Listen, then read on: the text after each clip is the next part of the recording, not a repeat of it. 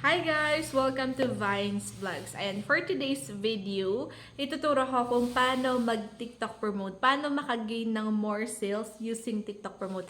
Yes, kasi mababa na po ba yung inyong mga TikTok affiliate videos kapag naglalagay kayo ng yellow basket, di ba mababa na yung views? Kasi sa TikTok, gusto niya na gumamit kayo ng TikTok promote. Yun na kasi yung marketing strategy na naman ni TikTok, no? Syempre, kikita si TikTok doon and whether kikita din kayo or hindi.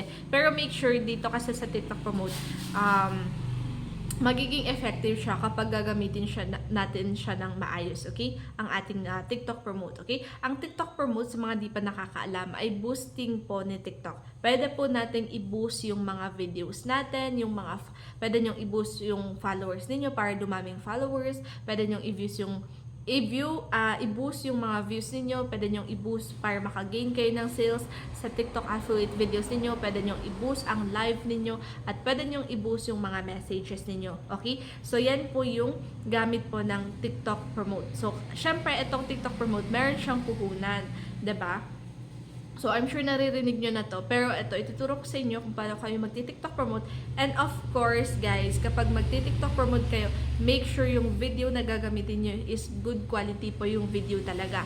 Kailangan natin ng good quality video pag gagamit tayo ng TikTok promote. Kailangan yung product na ipropromote natin is trending siya or hinahanap siya ng mga tao dito sa TikTok.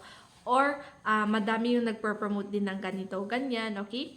Lalong-lalo na yung mga pinopromote ng mga sikat na mga influencers. Ayan, mostly yung mga yan, gumagamit sila ng, marami yung, although hindi sila gumagamit ng TikTok promote, pero ayan, 'di ba? Ginagamit siya na ads na, ginagamit sila ng mga ibang sellers para gawing ads yung videos nila, okay?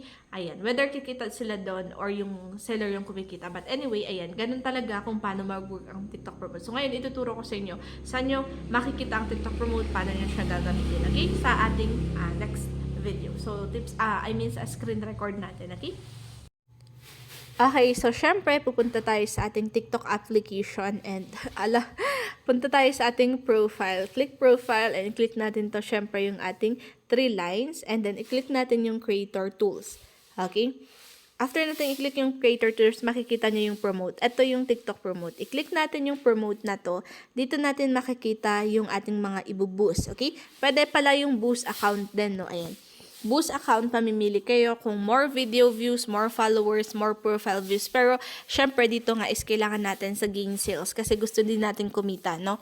So, dito tayo sa gain sales. I-click lang natin to. Pero, make sure naka-upload na yung video na i-promote mo, no?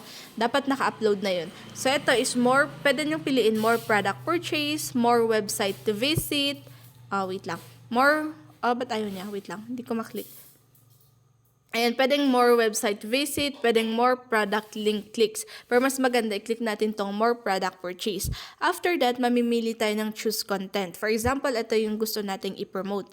So, ito na okay na siya. Tapos, default audience, pwede nyo i-create yung custom. Kasi yung pinopromote ko is bag. So, syempre, for ating mga female and all interest na siya. So, isa-save natin siya.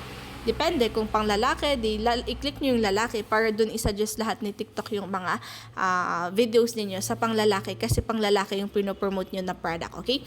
Ayan, so ngayon naman pupunta tayo dito sa budget and duration.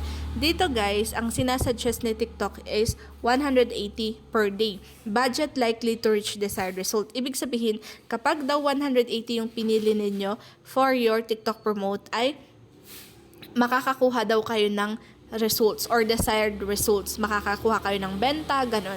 Pero dito guys, duration 1 day. So for example, 180 per day. Ayan, duration 1 day. Ito yung makukuha nating views. 1,000 to 7,000 plus na views yung makukuha natin. Wala siyang sinabi dito kung ilan yung mabebenta natin. So take note kapag gagamit kayo ng TikTok promote, whether makakabenta kayo, babalik yung pinambayad ninyo na 180 or malulugi kayo, hindi babalik yung 180 or baka naman kikita kayo. Kikita kayo ng above 180 pesos, okay? So, depende po sa product na pinopromote ninyo.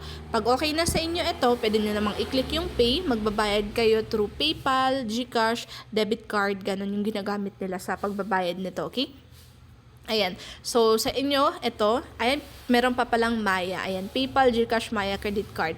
So, confirm nyo lang kung alin dyan yung pipiliin ninyo. No, depende sa inyo. Pero again, ito, sinasabi ko sa inyo, pag gagamit kayo ng TikTok promote, make sure na yung product na yun is viral, trending, hinahanap po ng ating mga viewers. Kasi once na magpo-promote kayo or magti-TikTok promote kayo ng mga products na hindi masyadong kilala dito sa TikTok, well, baka hindi po tayo makabenta, baka malugi po tayo. Ayan. At yun nga, 180 per day po talaga yung suggested ni TikTok. Pag below 180, ayan, you are more likely to reach desired result with a minimum budget of 180. Ayan, sinasuggest pa rin niya yung 180 per day, okay? Ayan, so make sure maayos yung ating mga videos kung magpo-promote tayo. Okay, so ganun lang siya kung paano gumawa ng TikTok promote. So ito, check nyo dito sa dashboard nyo naman. Ito yung dati kong mga pre-promote. So, hindi effective yung iba, effective yung iba, okay? Ayan, click natin dashboard, mine, wala. So, ganyan lang siya, no? Kung paano mag-TikTok promote, okay?